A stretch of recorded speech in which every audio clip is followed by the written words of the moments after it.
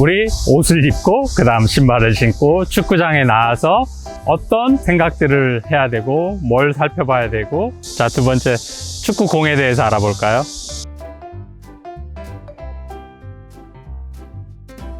여기에 축구공이 있습니다. 4호, 5호가 있는데 4호공은 초등학생들이 쓰는 공이고 중학생 이상들은 5호 공을 씁니다. 4호, 5호 차이는 뭐냐면 크기와 공의 무게, 4호가 조금 더 작고 5호가 조금 더 크고 무겁습니다. 우리가 커지면 공도 큰 걸 쓴다는 거. 우리가 축구를 하는 건 결국 공과 끊임없이 대화하는 거예요. 공과 어떻게 대화를 할 수 있을까? 공이 끊임없이 우리한테 얘기하거든요. 회전으로도 이야기하고 속도로도 이야기하고 공이 바람을 타고 가면서도 이야기하기도 하고 끊임없이 나한테 이야기를 해요. 경험적으로 우리는 공하고 계속 대화를 하면서 공이 무슨 얘기를 하는지 잘 알고, 그렇게 공의 얘기를 잘 알았을 때 훨씬 더 축구를 잘 하게 되는 거죠. 공의 이야기는 회전이 있습니다. 공이 이렇게 시계 방향으로 회전할 수도 있고 이렇게 반시계 방향으로 회전할 수도 있죠. 또 때로는 역회전이 될 수도 있고 진행 방향으로 순회전이 될 수도 있어요. 회전이 된다는 건 공이 바운드가 되고 나서 어느 방향으로 가는지, 아니면 공이 오는 궤적이 어떻게 휘게 되는지를 얘기하고 있는 거예요. 공이 예를 들어서 시계 방향으로 전진 방향으로 회전을 하면 가다가 당연히 회전하는 방향으로 휘겠죠. 한번 보겠습니다. 그렇죠? 이렇게 쭉 나가야 될 공이 옆으로 회전을 했고 다시 반시계 방향으로 회전을 한번 해보겠습니다.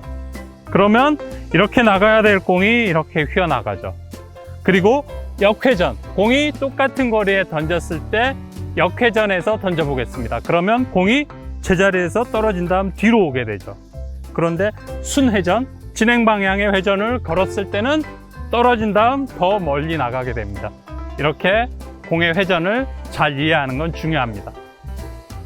공의 바운드도 중요합니다. 급하게 떨어지면 급하게 올라오고 완만하게 떨어지면 완만하게 튀어오르죠. 공을 처리하는데 바운드 돼서 올라오는 공을 처리하는 방법이 있고 바운드 돼서 올라왔다 다시 정점을 지나 떨어지는 공을 처리하는 방법이 있습니다. 자, 두 가지 한번 보시겠습니다.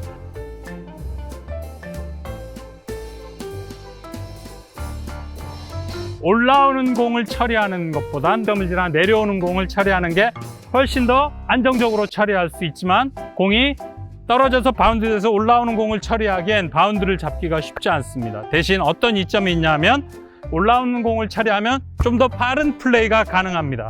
반대로 떨어지는 공을 처리하면 공이 떨어질 때까지 기다린 다음 플레이를 해야 되니까 플레이의 속도가 느려지죠. 이렇게 바운드를 완전히 이해하는 건 중요합니다. 그리고 이제 바운드가 회전과 연결이 됩니다. 회전이 없을 때 떨어진 다음 공이 가는 궤적과 회전이 생겼을 때 떨어진 다음 가게 되는 궤적, 똑같은 위치에 떨어뜨리지만 회전이 됐을 때 이렇게 다를 수 있습니다. 좌우 회전일 땐 이렇지만 전후 회전일 때 어떻게 달라지는지 보겠습니다. 공이 바운드 되는데 역회전이에요. 그러면 바운드 되고 거의 제자리에 멈춰 있죠. 근데 진행 방향과 같은 회전이 걸려 있습니다. 그러면 바운드 되고 다시 앞으로 나가게 되는 거죠. 그래서 우리가 바운드를 완전히 이해해야 공을 조금 더 안정적으로 처리할 수 있고 떨어지고 나서 어디로 갈지 미리 회전과 바운드를 이해하면 예측할 수 있습니다. 공을 다루는 원칙 알아보겠습니다. 공을 다룰 땐 세 가지가 중요해요. 첫 번째, 공을 끝까지 본다. 두 번째, 공과 접촉하는 접촉 단면적을 크게 하고, 세 번째, 공과 접촉하는 시간을 길게 만든다. 어디로 올지 내가 공을 잘 봐야 공을 받을 수 있어요. 공이 만일에 이렇게 보고 있다가 이쪽으로 가면 움직여서, 또 이렇게 가면 움직이려면 공을 잘 봐야 되는 게 첫 번째. 공하고 접촉하는 면은 최대한 넓게 만들어주는 게 좋습니다.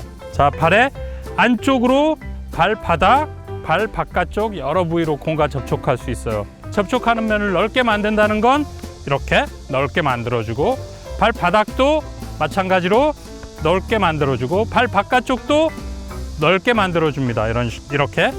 그래야 공을 안정적으로 처리할 수 있죠. 세 번째, 공하고 접촉하는 시간입니다.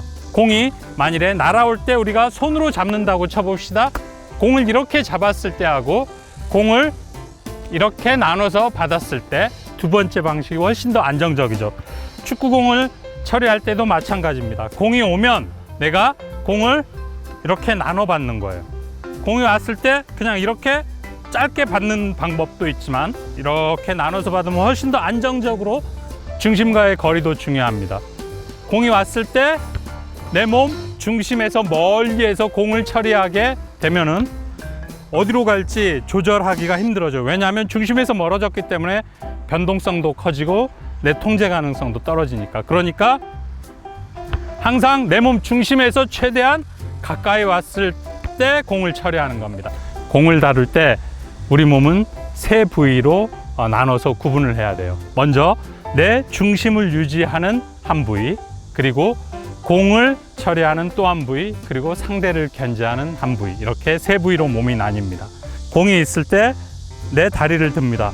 그러면 이쪽 내 한 부위는 내 체중을 완전히 유지하면서 내 몸의 균형을 유지하는 겁니다. 다른 부위로는 공을 처리하는 거예요, 안정적으로. 그리고 나머지 한 부위는 이렇게 몸으로 상대를 커버합니다. 수비가 뒤에서 와서 나한테 밀고 들어오면 내 몸이 이렇게 대고 수비를 밀고 있는 거예요. 이 상체도 아주 중요합니다. 만일에 내 상체가 앞으로 이렇게 숙여져 있을 때는 수비가 이렇게 들어와서 공격권을 가져갈 수도 있기 때문에 몸을 이렇게 수비를 막는 한 조각, 내 체중을 지탱하는 또 한 조각, 그리고 공을 처리하는 한 조각, 이렇게 세 부위로 나눠서 공을 처리하게 됩니다. 공이 만일에 내 안쪽으로 옵니다. 그러면 발 안쪽을 써서 넓은 면을 만들어서 오랫동안 공을 차는 이런 동작을 해볼 수가 있어요. 이렇게 공하고 접촉하는 면을 길게,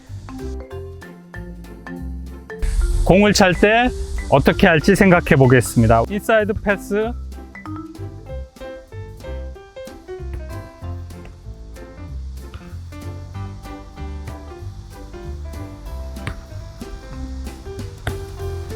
자, 이렇게 공이 먼저 어디로 갈지 잘 보고 있어야 이렇게 다른 방향으로 와도 움직이면서 접근하고, 그렇죠. 이렇게, 자, 먼저 공에 접근, 발 짚고 셋. 자, 공에 접근 하나, 발 짚고 셋. 공을 다루는데 아주 중요한 것, 공의 움직임, 회전이나 속도, 그리고 내 몸의 움직임과 대화할 수 있게 하는 게 공을 안정적으로 차지하는 데 아주 중요합니다. 공하고 접촉하는 시간이 이렇게 길면 훨씬 더 내가 정확히 컨트롤을 할 수 있습니다. 쉽지 않죠? 네, 됐습니다. 네, 오, 잘하네요. 네, 발로 패스하기 전에 손으로 먼저 패스해 볼 수 있어요. 이렇게 같이 패스하면서 움직여 볼게요. 자, 이렇게 받고 다시 달리면서 주고 받고 주고 받고, 이렇게 주고 받고. 네, 처음에는 어렵죠? 이렇게 다시. 공을 우리가 손으로 만진다고 표현하잖아요. 손으로 공을 만지기도 하지만 선수들은 발로도 공을 만집니다. 자, 발바닥으로도 공을 만지기도 하고 발 안쪽으로, 발 바깥쪽으로 공을 만지기도 해요.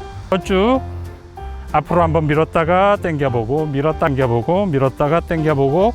좀 더 익숙해지면, 네, 시선은 앞을 보고, 자, 발 안쪽으로 공을 이렇게, 요게 기본 폼입니다.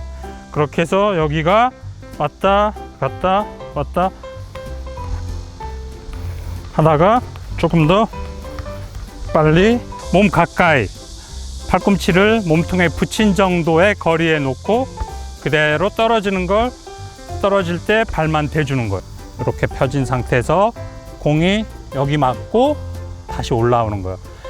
공이 잘 맞으면 이렇게 회전이 없이 이렇게 올라오지만, 만일에 잘못 맞으면 공이 이렇게 회전이 생깁니다. 붙이게 연습하고, 한번 떨어지고 또 떨어지면 기다렸다가